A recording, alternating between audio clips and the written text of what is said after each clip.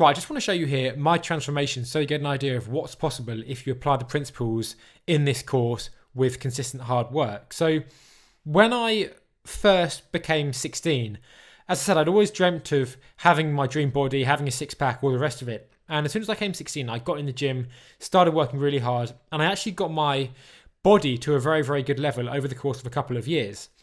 I subsequently, after that, basically sabotaged myself and just let it completely go. I lost all interest actually for a while in working out, and I ended up losing all my muscle pretty much, or that I developed, putting on weight. I wasn't eating properly, I wasn't training, and I pretty much took myself back to square one.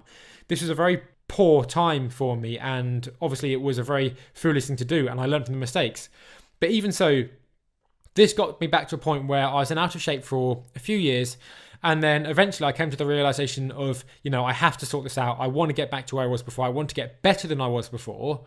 And I'm going to commit to it, and I'm going to take it to a whole nother level.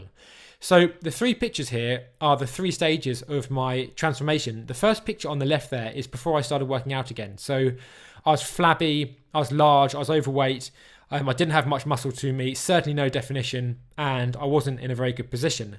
What I decided to do was to cut first. I already had learned from my training before about what was a good way to work out, good rep ranges, all the rest of it. So I had a good solid base of knowledge to start with. I knew it was just going to be a case of diving in, solid hard work, and doing it. So I basically went on to a cut first of all, and that was the difference between the first two pictures that you see. So I was training hard, I was dieting very hard, and I cut down, lost a lot of fat.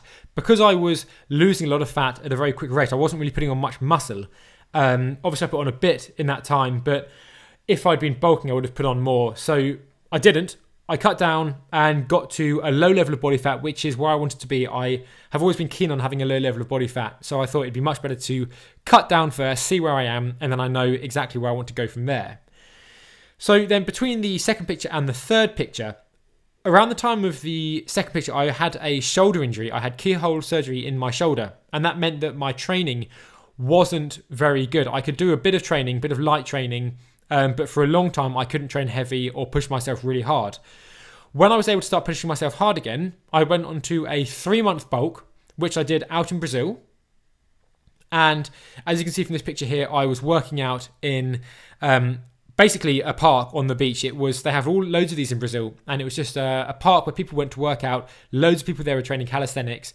I'd already got into it at this point, so I took my Olympic rings along with me and was hanging them off the pull-up bar that you see me training on there. And it was great. I used to go down there, work out on the beach. It was dreadfully hot sometimes, so it wasn't always amazing, very, very humid, but it was a great place to work out, really nice atmosphere, and just very, very idyllic to be working out by the beach. So 3-month bulk, then I moved home from Brazil, decided to do a 3-month cut because I knew I was going to be going back to Brazil for the World Cup and to spend a bit more time out there, so I wanted to get it all done whilst I was back in the UK. So I cut very, very intensively, extremely hard for another 3 months, and that's ultimately what led me to the picture that you see here and the other ones that you may have seen. So that's my transformation. I hope it inspires you and shows you what's possible with a bit of hard work and when following the right advice. Now let's see exactly what is that advice.